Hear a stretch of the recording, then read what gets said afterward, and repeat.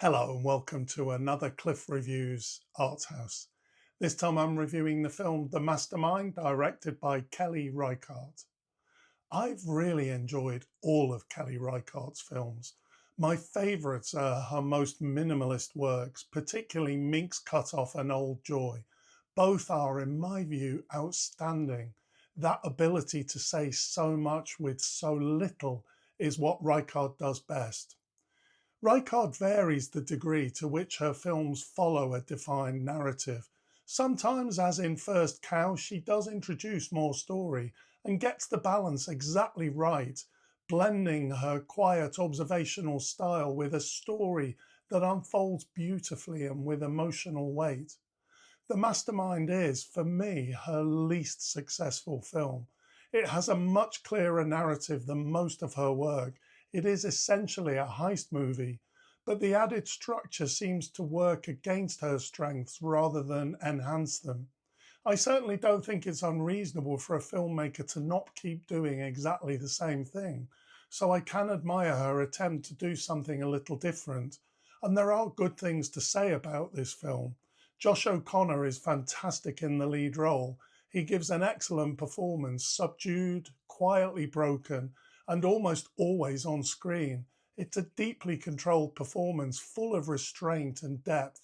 Even as his life collapses, there isn't great tension or drama, only a slow disintegration.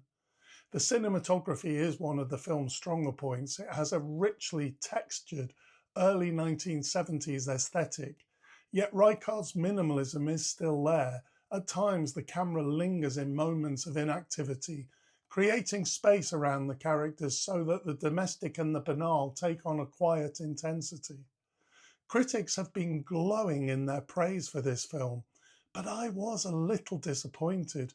And I always wonder when I'm out of step with the critics whether I've missed something. Perhaps I have, but all I can do is give my honest reaction.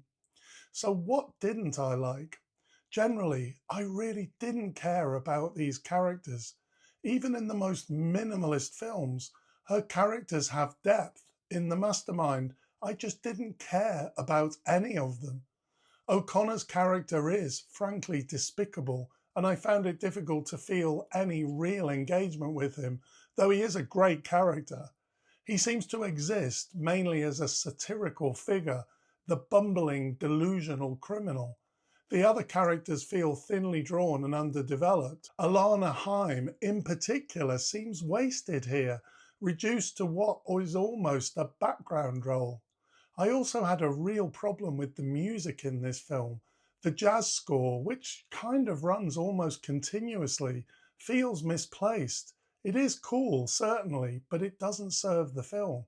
It clashes with Reichardt's usual minimalism, and if anything, it overwhelms the film. The music gives too much, underlying the bungling chaos of the heist, rather than allowing it to speak for itself.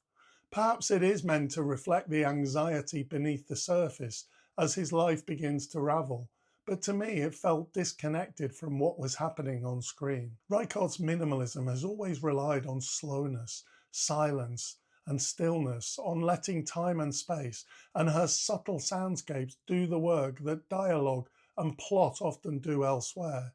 In The Mastermind, that delicate balance is lost.